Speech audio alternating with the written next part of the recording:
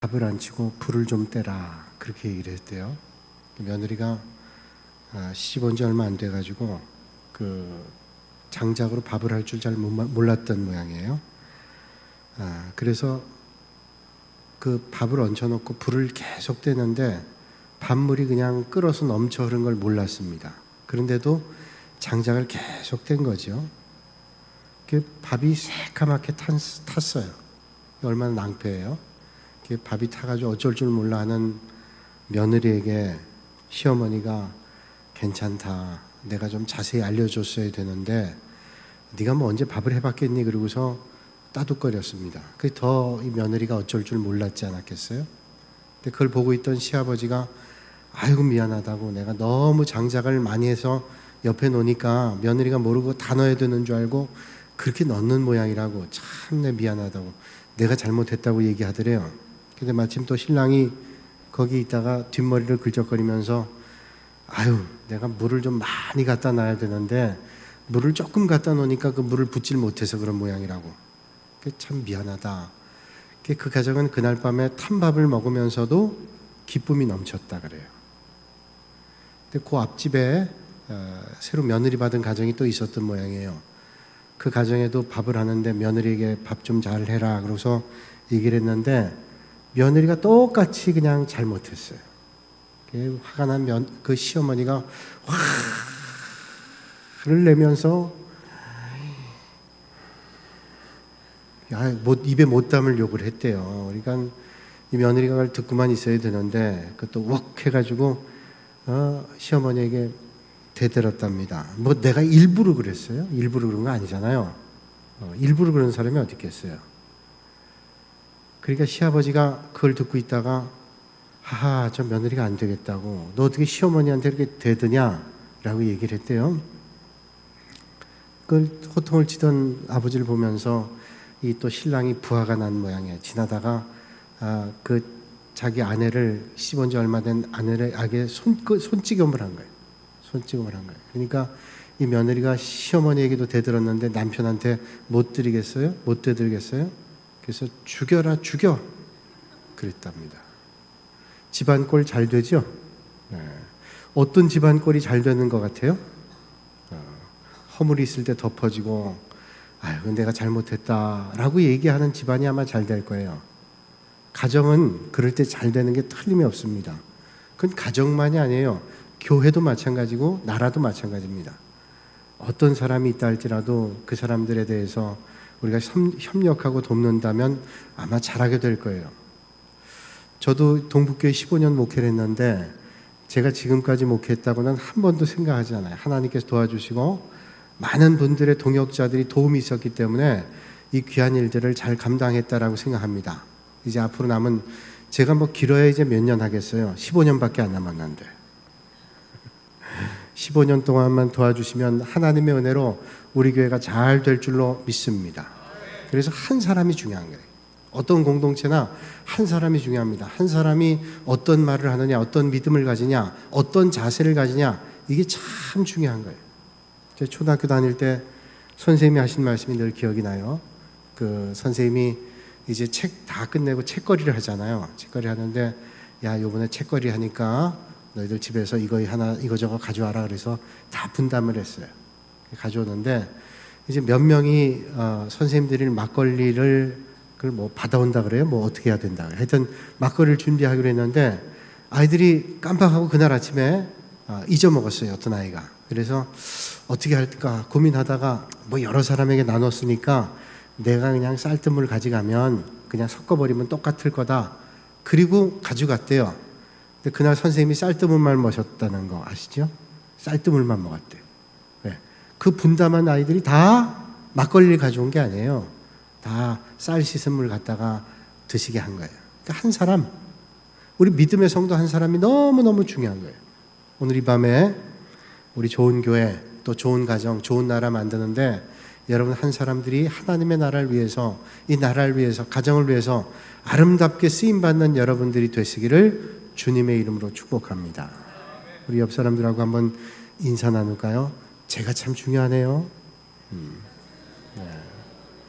제가 잘 하겠습니다. 한번 해보세요. 잘 안 하시려고 그러는 것 같아요. 아내 같으면 아내에게 내가 잘할게요. 남편이면 내가 잘할게요. 밥 태워도 내가 잘 먹을게요. 그런 자세로. 자, 오늘 말씀은 이제 바울의 증언이라는 말씀이에요. 바울이 복음을 전하면서 이제 예루살렘으로 가죠. 예루살렘 가면서 바울은 거기 가면 어떤 일이 있을지 내가 알질 못하지만 아마도 어려움이 있을 거다. 이런 생각했어요. 바울이 가면 예루살렘 가면 어려움이 있을 거다. 정말로 어려움이 있었어요. 그래서 바울이 전하는 하나님의 말씀을 듣고 어떤 사람은 돌로 치려 그러고 어떤 사람 막 그런 아주 밀란이 일어나게 생긴 거예요. 천부장이 이제 백부장이 막노를 보고 있다가 그 안토니오 탑이라는 게 예루살렘에 있다고 말씀드렸죠. 그 안토니오 탑에서 이렇게 보니까 유대인들이 많이 모여서 뭔가 이상한 조짐이 있는 거예요. 군대를 데리고 갔더니 바울이라는 사람이 지금 돌에 맞아 죽게 생긴 거예요. 그래서 천부장이 그 사람을 데려왔어요. 그래서 옥에 가두고 있다가 이제 사람들 앞에서 도대체 이 바울이라는 사람이 어떤 죄를 저질렀는가, 그 저질렀는가를 밝혀봐야 되잖아요. 그래서 오늘 말씀 보니까 30절에 이튿날, 이제 옥에 있다가 이튿날 천부장은 유대인들이 무슨 일로 그를 고발하는지 진상을 알고자 하여 그 결박을 풀고 명하여 제사장들과 온 공회를 모으고 바울을 데리고 내려가서 그들 앞에 세우니라. 자, 한번 그려보세요.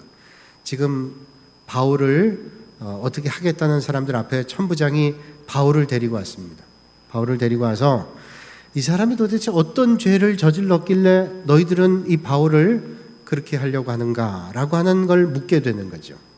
바울이 저들 앞에서 이렇게 말합니다. 오늘 1절 말씀에 23장 1절 말씀에 바울이 공회를 주목하여 이르되 여러분 형제들아 오늘까지 나는 범사에 양심을 따라 하나님을 섬겼노라 하거늘 이렇게 말씀해요. 바울은 지금까지 하나님을 섬겼는데 어떻게 섬겼는가 하면 양심을 따라 하나님을 섬겼다 그럽니다. 여러분 우리가 양심이라고 하는 게 뭐예요? 저 사람 양심이 없어, 양심이 있어라고 하는 말을 할 때 양심이라고 하는 건 뭐예요? 양심은 만약에 양심에 거리끼는 게 있으면 어떤 일을 만날 때 두렵습니다. 떨립니다. 그래서 뭐라 그러지도 않아도 두렵고 떨리는 게 양심이에요. 제가 가평에서 목회할 때 교통수단이 오토바이였어요. 오토바이 타고 다녔는데 오토바이도 면허증을 따야 됩니다. 그래서 저도 오토바이 면허증을 땄어요. 이제 뭐 그때는 면허증이 없었기 때문에 오토바이 면허증을 먼저 땄어요. 요새 뭐 자동차 2종 보통, 1종 보통 하면 오토바이도 다 운전할 수 있는데 저는 오토바이 면허부터 땄어요. 원동기 뭐 보통 면허인가 하여튼 걸 먼저 땄어요. 그것도 코스 시험이랑 필기 시험이랑 다 그게 있어요. 그걸 땄는데 그걸 따고 나니까 오토바이를 타고 다니는데 얼마나 마음이 담대하고 떳떳한지. 사실은 그 오토바이 면허 따기 전에 제가 한 보름 정도 오토바이를 그냥 탔거든요. 무면허로. 그때는 되게 좀 떨리더라고요. 왜? 저쪽에 하얀 색깔만 보이면 경찰인 줄 알고 떨렸어요. 그래서 빨리 면허를 따야 되겠다 해서 저는 비교적 빨리 땄어요. 15일 만에 이제 면허를 땄는데 이웃교회 목사님은 한 10여 년 동안을 무면허로 오토바이를 타신 거예요. 그분이 제가 말씀드렸어요. 목사님 면허 따세요. 그거 사고 나도 큰일이고 늘 불안해서 오히려 더 걱정스럽지 않냐 그랬더니 이 목사님이 그 면허를 따셨어요. 따셨는데 그 따시고 나서 저한테 간증하는 거예요. 전사님 내가 운전면허 따고 나니까요 경찰을 봐도 하나도 무섭지 않아요. 예전에는 괜히 저쪽에 있는데도 이쪽을 가는데도 저 사람이 마치 내가 면허 없는 줄 알고 그럴 것 같은 생각을 갖게 돼서 떨렸대요. 그러니까 여러분 양심이라고 하는 건 뭐냐면 양심이라고 하는 건 꺼리끼게 된다는 것은 이러면 안 되는데 이러면 잘못된 건데 라고 하는 것을 스스로 하는 거예요. 근데 그건 양심의 한편입니다. 또 한편은 뭐냐면 양심의 또 한편은 뭐냐면 기쁜 거예요. 우리가 참 선한 일하고 좋은 일하면 기쁘잖아요. 나쁜 일하고 거스른 일하면 마음에 갈등이 있는 편이 한편이라면 아주 마음에 기쁜 일하고 선한 일하고 좋은 일하면 마음에 막 기쁨이 넘쳐요. 이건 양심의 또 다른 면이에요. 그러니까 양심은 기쁨과 불편함을 다 가지는 거, 이게 양심이라는 거예요. 그러니까 양심을 거리끼게 되면 불편합니다. 불편할 수밖에 없지요. 근데 바울은 믿음 생활할 때 자기가 지금까지 주님의 일을 하면서 양심에 거리낌이 없이 하나님을 섬겼다, 그렇게 말씀하고 있습니다. 여기 섬겼다는 말은 어떤 원리나 원칙에 따라 살았다는 말인데, 이 바울이 하나님의 일을 하면서 어떤 원리나 원칙으로 살았다는 말은 뭐냐면 믿음의 원칙으로 자기는 살았다는 말이에요. 그러니까 자기는 지금까지 사역하면서 복음을 전하면서 양심에 거리낌이 없이 하나님 앞에 올바로 살기 위해서 날마다 그런 믿음의 길을 걸었다고 그는 고백하고 있는 겁니다. 그러니까 당당할 수 있지 않았겠어요? 때로는 힘들고 어려움이 있었겠지만 그것 때문에 죽을 만한 고통을 겪지 않았어요. 죽을 만한 매를 몇 번씩이나 만났지만 그것 때문에 그의 마음의 고통이 그리 크지 않았어요. 왜? 하나님 앞에 양심에 거리낌이 없이 주님의 일을 했기 때문에. 여러분, 바울이 이런 말 한다고 우리는 교만하다고 얘기할 수 있을까요? 부럽지요? 교만한 게 아니라 참 저렇게 믿음 생활해야 되는데, 오늘 여러분, 이 밤에 여러분 예배 드리신 여러분들 하나님 앞에 바울 같은 믿음의 고백이 있기를 주님의 이름으로 축복합니다. 근데 사실 양심에 거리낀 저들이, 사실 양심에 더 잘못된 사람들이 바울을 지금 공회 앞에 세워놓고 바울을 심판하는 거예요. 자, 그래서 오늘 2절에서 5절까지의 말씀 이렇게 말씀합니다. 자, 눈으로 여러분 한번 따라 읽어보세요. 대제사장 아나니아가 바울 곁에 서 있는 사람들에게 그 입을 치라 명하니 바울이 이르되 회칠한다며 하나님이 너를 치시려다. 네가 나를 율법대로 심판한다고 앉아서 율법을 어기고 나를 치라 하느냐 하니 곁에 선 사람들이 말하되 하나님의 대제사장을 네가 욕하느냐.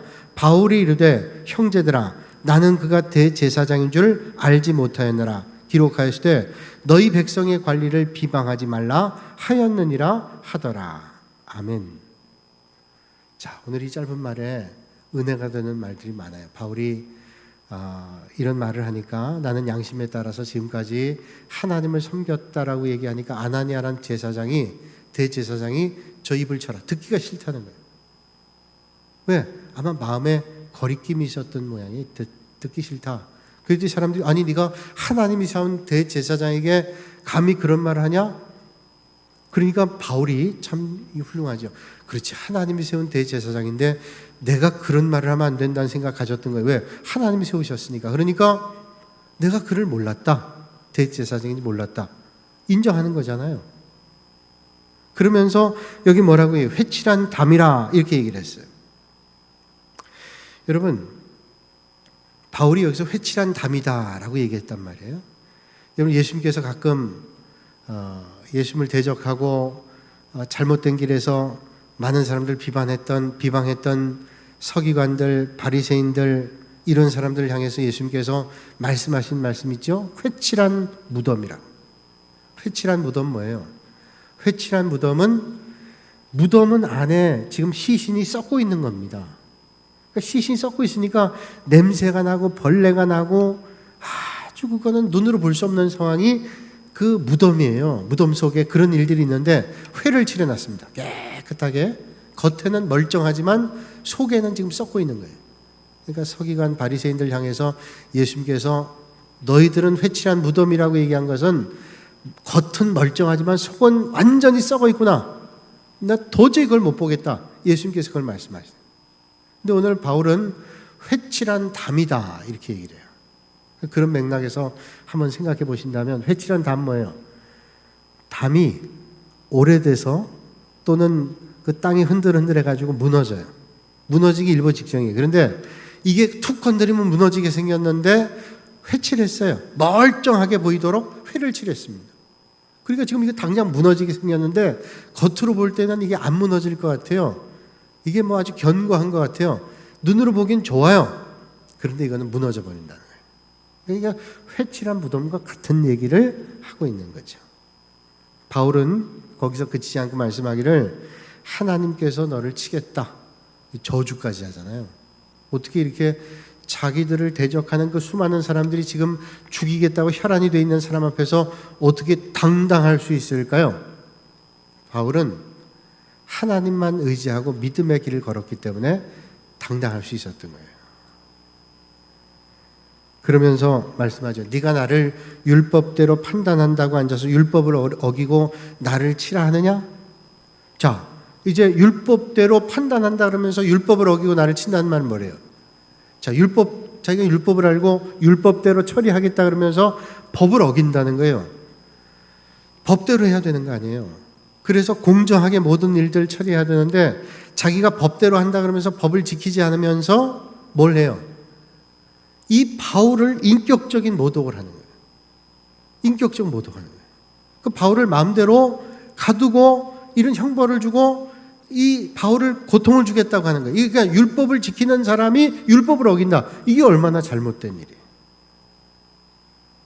그런데도 바울은 당당합니다. 어떻게 이럴 수 있을까요? 권력 가진 사람 앞에서 정말로 올바른 말을 한다는 건 정말로 쉽지 않아요. 그렇잖아요. 가끔 보면 권력자 앞에서 당당하게 말하는 사람들 보면 참 대단한 사람이에요. 불의한 세상에서 올바른 일들을 얘기하고 하나님의 뜻을 밝히는 사람들은 참 대단한 사람이에요. 하나님만 의지하지 않고는 절대로 할 수 없는 일이죠. 양심대로 살아온 사람, 믿음대로 살아온 사람만이 할 수 있는 용기다. 바울은 그런 용기예요. 그러니까 내가 하나님을 향한 믿음으로 양심대로 살았기 때문에 지금 이런 것에 대한 두려움이 있을 수가 없다는 거예요. 이런 바울이 어떻게 여기까지 왔을까요? 바울이 복음 전하면서 여러 가지 우여곡절들이 있었어요. 죽음의 위협들도 있었어요. 그런데 바울이 어떻게 여기까지 예루살렘까지 왔을까요? 또 예루살렘은 거기서 어떤 일을 당할지 모르지만 예루살렘까지 왔단 말이죠. 그리고 예루살렘 와서 당장 어떤 일을 겪었냐면 유대인들이 바울을 고발하기를 이 바울은 지금 이방인을 데리고 성전에 들어갔다는 걸로 고발하는 거예요. 성전 훼손했다는 거예요. 근데 바울이 이방인 데리고 성전에 들어간 바가 없어요. 그런데 추측을 해서 고발하는 거예요. 성전 훼손했다. 바울이 율법을 어겼다. 오죽하면 바울이 나는 가말리알 문화에 율법의 최고 학문가에 나는 학문을 공부했던 학자라고 밝혔잖아요. 내가 너희들보다는 율법에 대해서는 고수다 이런 얘기 아니에요? 그런데 그에 대해서 고발하는 거예요. 그래서 그것 때문에 이제 시위가 일어나게 되고 이제 거기서 돌로 쳐 죽이려고 하니까 천부장이 데려갔어요. 데려갔다가 이제 공회 앞에 세우게 된 거예요. 이 공회는 보통 우리는 어떤 공회라고 생각할 수 있냐면 산헤드린 공회입니다. 여러분 많이 들어보셨지만 산헤드린 공회는 유대인들의 자치 공동체로서는 최고의 의결기관으로 산헤드린 공회 회원은 적어도 한 70명 정도 된다. 어떤 학자는 71명이다. 의장 빼고 의장까지 합하면 71명이다. 그렇게 얘기하는데 보통 우리는 70명이라고 생각해요. 70명을 크게 둘로 나눌 수가 있어요. 한 부류는 사두개인들이고 또 한 부류는 바리새인들이에요. 산헤드린 공의의 구성은 절반은 사두개인, 절반은 바리새인 이렇게 볼 수 있어요. 대충 그 바리새인들은 서기관이라든지 백성의 장로들이라든지 율법 교사들이든지 뭐 이런 사람이고 사두개인들은 대제사장, 제사장 이런 사람들이 사두개인들이에요. 이 두 부류는요 근본적으로 같이 어울릴 수가 없는 사람들이에요. 이 근본이 달라요. 사두개인과 바리새인이 예수님을 잡을 때는요 이게 전혀 근본이 다른 뿌리들을 가지고 있는데도 예수님을 잡는 데는 이해관계가 같으니까 딱 붙었어요. 그런데 근본이 붙을 수가 없는 사람들이에요. 왠지 아세요? 그분의 신앙적인 기반과 삶의 기반이 전혀 달라요. 대제사장, 제사장 중심으로 했던 사두개인들은 부활을 믿지 않았던 사람. 부활을 믿지 않을 뿐 아니라 이 사람들은 로마의 정권에 상당히 가까웠던 사람들. 친로마 정책을 가지고 있어서 기득권을 누리면서 상당한 것들을 얻었던 사람들이 사두개인들이. 영혼도 믿지 않고 이런 사람들이 사두개인이라는 거예요. 바리새인들은 부활을 믿었어요. 또 영혼을 믿었습니다. 그리고 로마에 대해서 별로 탐탁지 않게 생각했던 사람들이 바리새인들이에요. 이게 바리새인과 사두개인들은 이게 맞지를 않아요. 맞지 않는 게 정상이에요. 근데 예수님을 붙잡는 데는 그 이해관계는 딱 맞으니까 붙어가지고 했는데 이게 영원히 붙을 수가 없는 관계예요. 그 일이 끝나면 또 떨어지고 이게 안 될 수밖에 없는 관계라고요. 될 수가 없어요. 왜? 신앙이나 그 삶의 배경이 전혀 맞질 않거든요. 이런 갈등 있는 구성인데, 그러니까 이 성향으로 보면 사두개인은 여권이라면 바리새인은 야권이라고 볼 수 있어요. 그런데 이제 바울을 잡겠다고 공회 앞에 세우게 됐단 말이죠. 이 바울이 이 산헤드린 공회 회원들 앞에서 어떤 말 하는가 하면, 말하기를 자기는 바리새인이라는 거예요. 바리새인. 바울이 저 사람들 앞에서 나는 바리새인이라, 난 율법을 배운 사람이잖아요. 바리새인이라고. 그리고 나는 바리새인의 아들이고 죽은 자의 소망 곧 부활을 인하여 내가 신문받느라. 그러니까 바리새인들이 주장하는 부활에 대해서 얘기를 하고 있는 거예요. 난 부활을 믿는다라고 얘기를 하는 거예요. 요거 한마디가 얼마나 중요한 말인지 몰라요. 왜냐하면 그 공회 회원들 가운데는 사두개인과 바리새인이 있다 그랬잖아요. 사두개인들은 부활을 안 믿고 바리새인들을 믿는 거예요. 그러니까 9절 말씀 보니까 어떤 일들이 있는가 하면, 크게 떠들새 바리새인 편에서 몇 서기관이 일어나 다투어 이르되 우리가 이 사람을 보니 악한 것이 없도다. 혹 영이나 혹 천사가 그에게 말하였으면 어찌하겠느냐. 서기관이 일어나서 말하는 거예요. 바리새인이잖아요. 이 사람 부활에 대해서 얘기하니까, 이 사람이 만약에 천사가 하나님의 영이 말씀해 줬으면 어떡하겠냐. 부활이 맞단 말이에요. 그러니까 둘 다 바울을 잡겠다고 했던 사람들이 와서 어떤 현상을 이뤄내는가 하면 둘이 다툼이 일어나는 거예요. 야, 이 사람 맞는 얘기 하네. 이 사람이 지금 하는 말이 맞아. 하니까 사두개인들이 이게 못마땅한 거예요. 이런 갈등이 또 유발되게 돼요. 그래서 분쟁이 일어났습니다. 그러니까 10절에 이렇게 큰 분쟁이 생기니까 어떻게 처리하는가 하면 10절 말씀 보면, 큰 분쟁이 생기니 천부장은 바울이 그들에게 찢겨질까 하여 군인을 명하여 내려가 무리 가운데서 빼앗아 가지고 영내로 들어가라 하니라. 자, 이게 다 이제 증언도 못하고 들어가게 됐어요. 조금 더 시간이 있어서 거기서 그리스도를 증거하고 자신이 예수 만났던 걸 얘기하고 너희들도 예수 만나야 된다, 이런 걸 얘기했어야 되는데 참 아쉬웠어요. 안 됐어요. 그리고 풀려나지도 않았어요. 다시 영내로 들어갔어요. 그런 생각을 하지 않았을까요? 바울이 이게 풀려나서 예루살렘에서 복음 전하고 힘겨워도 하나님의 역사를 이루고 이런 일들을 했어야 되는데, 그날 밤에 아마 옥에 갇혀서 여러 가지 생각이 들었을 거예요. 일단 실패한 것 같아요. 왜 그런 얘기를 했을까? 그런 고민을 했을지도 모르겠어요. 때때로 우리가 인생길 걸어가면서요, 그럴 때 있어요. 내가 실패했는데, 잘못했는데, 그런 생각이 들 때가 있어요. 내가 믿음으로 걸었는데 왜 그런 어려움을 겪었지? 그런 생각이 들 때도 있어요. 근데 우리의 생각에선 실패를 할지라도요, 하나님께서는 틀림이 없는 분이에요. 하나님은 하나님의 역사를 이루어나갈 때 우리의 부족함과 실패를 통해도 하나님의 역사를 이루어가시는 분이 하나님이라는 거예요. 실패한 것 같았는데 그날 밤에 여러 가지 생각이 있었을 거예요. 감옥에 언제 내가 풀려날 건가? 내가 이러다 죽으면 어떡할까? 죽으면 천국 가겠지. 이런저런 생각하면서 있지 않았겠어요? 바로 그 순간에 주님이 나타나시는 거예요. 주님이 나타나셨으니까 우리 한번 같이 읽어봐야 되잖아요. 11절 말씀. 자, 11절에 그날 밤에 주께서 바울 곁에 서서 이르시되 담대하라. 네가 예루살렘에서 나의 일을 증언한 것 같이 로마에서도 증언하여야 하리라 하시니라. 아멘. 자, 지금 여러 가지 생각 가지고 있었는데 주님께서 나타나신 거예요. 그러면서 담대해라.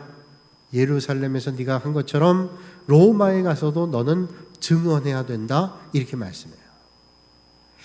여러분, 오늘 이 밤에 예배 드신 여러분들은 주님을 만나신 경험이 있으세요? 주님을 만나시는 축복이 있기를 주님의 이름으로 축원합니다. 어떻게 하면 주님 만날 수 있을까요? 우리가 주님 앞에 날마다 간다고 주님 만날 수 있을까요? 여러분, 우리의 능력으로는 주님 만나기가 어려워요. 우리가 날마다 주님 앞에 간다고 주님을 만날 수 있는 게 아니에요. 우리의 노력으로 주님 만나는 게 아닙니다. 그런데 우리가 열심히 주님 앞에 가면 하나님께서 은혜를 베풀어 주실 거예요. 자, 이게 좀 어려운 얘기일 수 있죠. 아니, 내가 맨날 주님 앞에 가는데 왜 못 만나? 여러분, 우리가 주님 앞에 간다고 주님 만나는 게 아니라 주님이 우리를 만나 주셔야 우리는 만날 수 있어요. 근데 주님 앞에 날마다 가며 주님을 사모하는 사람을 주님은 만나 주실 가능성이 많다는 거예요. 제가 신학적으로 어려운 얘기지만 그걸 쉽게 이렇게 얘기 드릴 때가 있어요. 하나님께서 계시를 해 주신다. 그래서 예언자들이 계시를 받았다고 하는 말은, 계시라는 말은 열어서 보여준다는 그런 뜻이라는 말씀을 제가 왕왕 드려요. 계시는 뭐냐? 그래서 점치는 사람들이 계시 받았다는 말은 뭐냐면 미래의 일을 알 수 있다는 게 이게 계시예요. 근데 미래의 일은 하나님께서 보여주시지 않으면 절대로 알 수가 없는 거예요. 그러니까 하나님께서 열어서 보여주시는 것만큼 우리는 알 수 있는 거예요. 그걸 계시라고 얘기합니다. 그러니까 우리가 하나님의 그 모든 역사를 알 수 있는 것은 하나님이 열어주셔야 알 수 있는 거예요.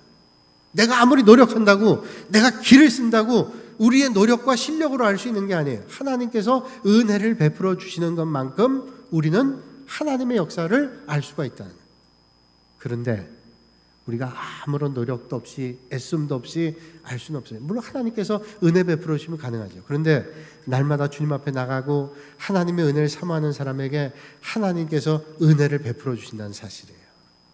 여러분, 날마다 주님 앞에 나와 하나님이 주시는 은혜를 사모하실 수 있기를 주님의 이름으로 축복합니다. 기도의 자리에 하나님 앞에 간절히 기도하고 또 기도해요. 성경에 말씀하잖아요. 믿고 구하는 대로 받은 줄로 믿으라. 그러니까 우리가 하나님 앞에 기도하는 거예요. 하나님께서 그래도 응답해 주시기 싫으시면 안 할 수 있어요. 그러나 우리가 하나님 앞에 기도하면 하나님께서 은혜를 베풀어 주시지 않겠어요? 그러니까 여러분 날마다 주님 앞에 기도하실 수 있기를 주님의 이름으로 축복합니다. 요즘에 새벽에 기도하는 분들이 많아요. 새벽 기도 때 많아. 이제 본당에 올라와야 될 것 같아요. 좀 있으면. 믿으시는 표정이에요. 많이 오셨어요. 많이 와요. 지금 자리가 부족해서 못 오세요. 그래서 많이 오셔서 기도하는데 왜 기도할까요? 새벽에 하나님께 은혜를 구하는 거예요. 하나님 이런저런 것들 위해서 기도하는데 하나님께서 은혜 베풀어 주세요. 여러분, 여러분들의 간절함들을 하나님 앞에 나와서 기도하셔서 응답 받으실 수 있기를 바랍니다. 날마다 주님 앞에 부르짖으면 하나님께서 크고 비밀한 일을 내게 보이시라고 말씀하고 있잖아요. 바울이 어땠을까요? 예루살렘에서 고난 있을 거라고 각오했어요. 틀림없이 내가 예루살렘 가면 고난이 있을 거예요. 고난을 만났어요. 그리고 사내들이 공의 앞에서 이런저런 이야기를 하는데 거기서 논쟁이 일어나서 결국은 또다시 옥에 갇혔어요. 이제 앞이 어떻게 될지를 예견을 못하겠어요. 그런 상황 가운데 주님이 나타나셔서 담대하라고 말씀합니다. 왜 주님께서는 가장 먼저 담대하라고 말씀하셨을까요? 아마도 바울이 마음속에 힘들었던 모양이에요. 그러니까 예수님께서는 그 방언말 하시고 네가 담대해라, 담대해라. 주님이 여러분 곁에 서서 담대하라 그러면 그거보다 큰 힘이 어디 있겠어요? 옆에 있는 사람이 힘내, 잘해. 그 말도 우리에게 격려가 되는데 예수님께서 만왕의 왕 되신 주님께서 내 곁에 오셔서 담대하라. 주님이 함께 하시겠다는 거 아니에요. 모세 뒤를 이어서 여호수아가 이스라엘 백성들이 이끌어갈 때 얼마나 두려웠겠어요. 저 위대한 모세도 이스라엘 백성들이 이끌어갈 때 어려움이 있고 힘든 일들이 있었는데 내가 유약한 여호수아가 저들을 이끌고 갈 때 과연 될까? 근데 하나님께서 여호수아에게 나타나서 강하고 담대하라 말씀하고 있잖아요. 오늘 이 밤에 여러분들 하나님을 향한 믿음으로 담대하실 수 있기를 주님의 이름으로 축복합니다. 그래서 여러분 그 위기의 밤, 실패의 밤, 절망의 밤, 고통의 밤에 하나님을 만나게 되는 거예요. 여러분 위기의 밤을 만나고 고난의 밤을 만나고 고통의 밤을 만나고 시련의 밤을 만난다 할지라도 그 밤에 찾아오시는 주님을 만나는 축복이 여러분들에게 있기를 주님의 이름으로 축원합니다. 위기의 밤에 주님을 만날 수 있다. 이게 얼마나 신난 일이에요. 그 위기는 축복이잖아요. 오늘 이 밤에 여러분들이 어떤 사장인지 몰라요. 위기인데, 어려움인데, 절망인데 그게 일터의 문제일 수도 있고 관계의 문제일 수도 있고 육신의 문제일 수도 있어요. 그런데 그 위기가 여러분들을 하나님의 은혜를 붙잡는 축복의 자리가 충분히 될 수 있다는 거예요. 심령이 가난한 자가 주님을 만나는 거 아니에요. 오늘도 가난한 마음으로 주님을 바라보시는 여러분들 되시기를 바랍니다. 그러면서 두려워하지 말라. 여러분 아덴에서 바울이 그리스 아테네에서 복음 전할 때 열매가 없었어요. 바울이 가는 곳마다 교회를 세웠는데 아테네에서는 교회를 못 세웠어요. 철학적 논쟁을 했는데 하나도 설득이 안 됐어요. 낙심을 해서 고린도에 가서 복음을 전하지. 그 복음 전할 때 그 고린도의 밤에서 주님께서 말씀하시기를 두려워하지 말며 잠잠하지 말고 말하라. 내가 너와 함께 있으며 아무 사람도 너를 대적하여 해롭게 할 자가 없을 것이니 이는 이 성 중에 내 백성이 많음이라. 바울이 고린도에서 복음 전할 때요, 아덴에서 실패 때문에 어려움이 있었어요. 그런데 주님은 말씀하시기를 여기에 내 백성이 많대요. 그러니까 담대하게 하나님의 말씀을 증거하라. 여러분, 오늘 이 밤에도, 바울이 이 밤에도 환상 가운데 주님을 만났다는 거예요. 여러분, 바울만 주님을 만나겠어요? 여러분들이 공부한 가운데 하나님을 찾고 또 찾으면 하나님께서 여러분들을 만나주시는 줄로 믿습니다. 그래서 예수님께서 말씀하시잖아요. 자, 네가 예루살렘에서 한 것처럼 로마에서도 복음을 증거해야 되겠다. 사실 바울은 로마에 가서 복음 전하기를 원했어요. 그런데 이런저런 사정이 있어서 로마에 못 갔어요. 로마에 있는 사람들이 바울은 거짓말쟁이야. 로마도 오지 않고 온다 그러고. 근데 바울이 오죽하면 답답해서 내가 가려고 몇 번 했는데 못 간 거 너희들 알지 않냐? 라고 할 정도로 로마에 가기를 간절했단 말이죠. 그러니까 바울은 로마에 가고 싶어 했는데 지금 현실은 예루살렘의 감옥에 있는데 주님이 오셔서 담대해라. 너는 예루살렘뿐 아니라 로마에 가서도 복음을 전해야 될 거다. 이게 얼마나 힘이 되겠어요. 오늘 삶의 자리는 여긴데 하나님께서 너 가게 하겠다. 거기서 하나님의 역사를 이룰 거야. 그런 소망. 오늘 이 밤에 여러분들이 오늘 이 자리에 어떤 형편에 있는지 모르지만 하나님께서 열어주실 미래를 바라보면서 그 소망을 놓치지 않고 믿음의 길 걸으실 수 있기를 주님의 이름으로 축복합니다. 하나님은요, 우리가 실패하는 가운데도 역사하세요. 넘어지는 가운데도 역사하세요. 그 순간에도 주님을 놓치지 않으면 돼요. 꼭 주님을 의지하면 되는 거예요. 마귀는 우리에게 절망을 얘기합니다. 너 끝났어. 소망이 없어. 이제는 안 돼. 마귀가 주는 거예요. 하나님은 절대로 포기하지 않아요. 하나님은 하나님을 의지하는 사람을 절대로 포기하지 않아요. 때로는 우리가 살다가 실패합니다. 넘어지기도 합니다. 바울이 지금 위기를 만났어요. 그런데 주님이 그 위기의 순간 캄캄한 어두운 밤에 찾아오셔서 담대하라고 말씀하세요. 너는 예루살렘뿐 아니라 로마까지 가야 된다. 그래서 복음을 증언해야 된다. 말씀하고 있습니다. 오늘 이 주님의 음성이 여러분들의 마음 가운데 들려지게 돼서 하나님의 역사하심이 여러분들의 삶의 자리에 넘치실 수 있기를 주님의 이름으로 축원합니다. 이 시간 우리 한 3분 동안 함께 기도하셨으면 좋겠어요. 주님, 우리의 삶이 아무리 절박하고 힘들다 할지라도 하나님께서 함께 하시면 담대하게 이루어 나갈 줄로 믿습니다. 오늘 말씀을 생각하면서 여러분의 삶의 자리를 하나님 앞에 올려드릴 수 있기를 바랍니다. 기도하겠습니다.